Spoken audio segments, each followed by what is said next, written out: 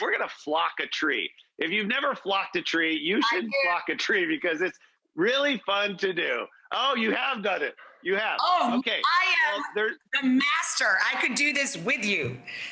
Oh boy. Okay, well, I'm going to teach you how to do like a new way to do it, a new little trick here. I'm going to use some spackle right here. We have a little bucket. We have a stir stick in the bucket, and then we have a paintbrush. Now, you can obviously use like a sprayer or something like that, but we're not going to do that because it gets really messy. So all we're going to do is if you have that spackle like lying around your house, you know, dig into it a little bit. A little water goes a long way. You don't have to use much water at all.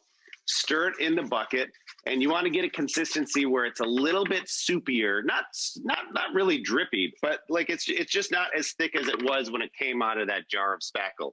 Like and so you can kind of see in here, like chowder from Boston. And so, so you can get a little bit of a consistency where it's almost like paint, but it looks like a little chunky almost. So when it goes on the tree, and all we're going to do is start painting this tree. When it goes on the tree, you have these little moments of where it's inconsistent, where it's, you know, sort of a little thicker than other sides. And it gives that consistency of snow.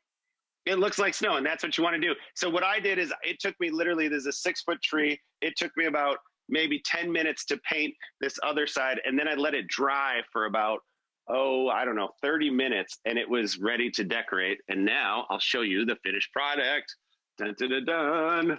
Ooh, that looks good. I love that. That's beautiful. I'm going to use bigger lights and use rope lighting. Of course you are. And create a light display like you've never seen before. You know, you can buy this. It's kind of expensive, but we're going to make something, a sign that we can put up in our house, especially for the holidays. All you need is we have a little bit of this board here that's it's a 1/4 inch.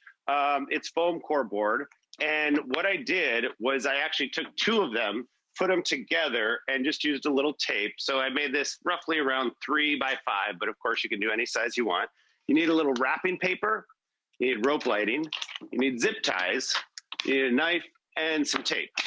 Now, what you do is you take the foam board, you put the wrapping paper over the foam board, just like you're wrapping a present. I won't do that because we don't have enough time here.